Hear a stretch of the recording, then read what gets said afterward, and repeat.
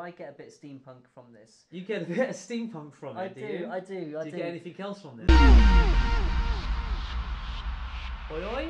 Yo yo! Welcome to the Fanagram show. I'm Gareth. And I'm Sean. And tonight we have quite an exclusive for you. A treat especial. It is. We're going to be talking about Coffin Crushers. Well, not me. Sean is going to be talking about Coffin Crushers. And you're going to be asking questions. I'm going to be asking questions, much like the audience. And pretty much the floor is yours. But we're going to talk about story. We're going to talk about the art and how it's going to progress. And how we link into it. And how we link into it.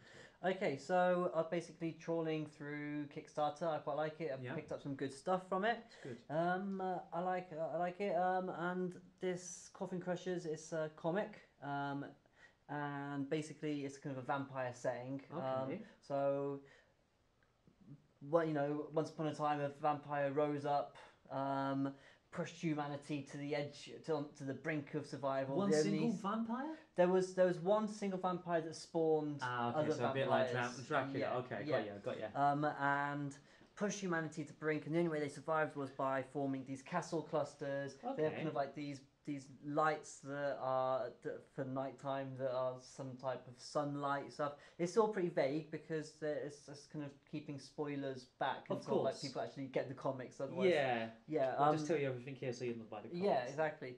But they've also built these Coffin Crushers, which are these mechas. Which we like a bit of mechas, but that's what the Coffin Crushers are. These are the Crushers mechs. are. Okay. Yeah, so the pilots sit in them as they would, but it's kind of controlled by gears and cogs and sticks and stuff. So it's a little bit steampunky, but they don't actually say it on the thing. But I get a bit of steampunk from this. You get a bit of steampunk from it, do you? I do. Do you get anything else from this? I'm getting twangs of steampunk. I'm getting twangs of a bit jovial, fun kind of comicness. And a bit of humour, and a fresh take on the vampire theme. Now, 300 years has passed since the initial uprising. Right. And some type of dwindling resource, we don't know yet, has forced humans to push back into the vampire territory. Right. So the humans are a minority now. Absolutely. Okay. They're kind of like surviving on the edge, basically. But but some a modicum of equilibrium had been kind of established through building these castle clusters. Okay. Crunchy castle clusters. Okay. And so now they're having to like push their way out. Yeah. And the Coffin Crushers. Obviously quite aptly named because, as we all know, it is known, Khaleesi, that vampires like to sleep in coffins. They do they? They do. Okay. They like it. So not like phone boxes or like fridges or a nice comfortable bed.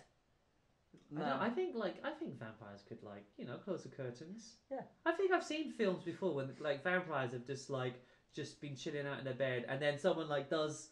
It's where the popular phrase came from. Netflix and chill. Okay, literally chilling and Netflix. Necking.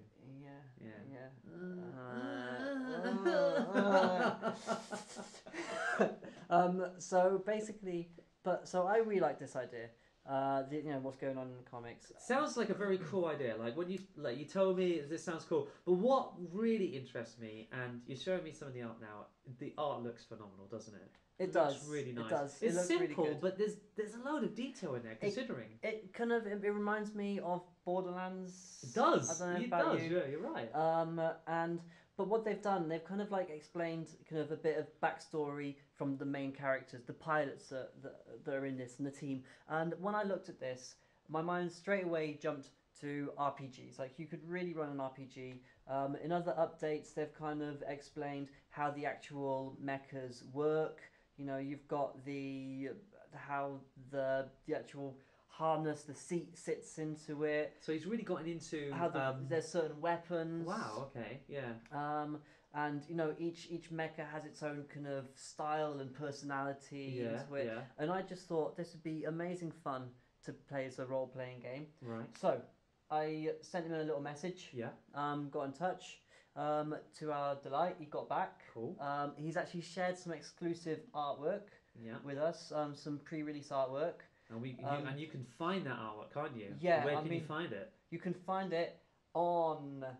Hit it, Gareth. On our website. If you website. go to our Fanagram Facebook page, if you click on the little link there that's where it normally has the website, there's a little link there. That will take you to the Fanagram websites. Click on blog, and it's I think there's a few blogs previous to that, I think, and obviously they're going to be a bit you more. You can have a look through, but you can find it without much difficulty. Not that hard. And that way you'd be able to get your hands all over some delicious pre-release. Of course, that's if you love your delicious pre-release material. Try not to be but yeah, you can get your hands on that and get your dicks hard. What? I don't know what you said. Anyway, so basically, so we've gone ahead. Cool. We're going to be playing it as an RPG. It's going to start off. I'm going to start off as essentially one shot with the option of kind of expanding it into a campaign where the story could continue. Nice. So the setting is going to be, so I don't kind of contradict what's happening in the comics. Yeah. I'm going to have the player characters play kind of characters that are aspiring to be up to like the level of the main characters in the comics. Yeah. So their mechas, they're kind of strewn together, hodgepodge through, all bits of gears and cogs they can find. They're going to be a bit finding it in a junk heap and stuff. In a junk heap. That's cool. Maybe they get word that someone's mecha has been destroyed, so they're and thrown to the scrap. Yeah. So they go in there and take some. That's good. I like it. And they hodgepodge it together. Yeah. So an intricate part of the design is going to be making it. So when the players build, create their characters and their mechs, they're gonna have to build into that some kind of weakness. Like one's got a gammy leg, or like the power doesn't last very long. Are you going to give them options for that, or no? Totally. They're gonna pick their own weakness for it. I want to keep it. I mean, I like when I play role playing games. I like putting as much creative control in the player's hands as possible. It takes some of the weight off me. It also helps the players become immersed in the game they're playing. So we're gonna do this one shot. We're gonna play it. Definitely going to get it written up. We might even see if we can record some audio from it. That'd be nice. And get some clips of that up, which would be awesome. Yeah. And I mean, really, we're hoping that it will kind of grow, and maybe we carry on doing it, maybe with a little bit more input from the creators. Because it's not going to just be the one comic that you said, isn't it? It's not just going to be the one. He's doing this one now, and it's funded currently, isn't it? Like he got funded today. Yeah, today it hit its target. Yeah. So it's.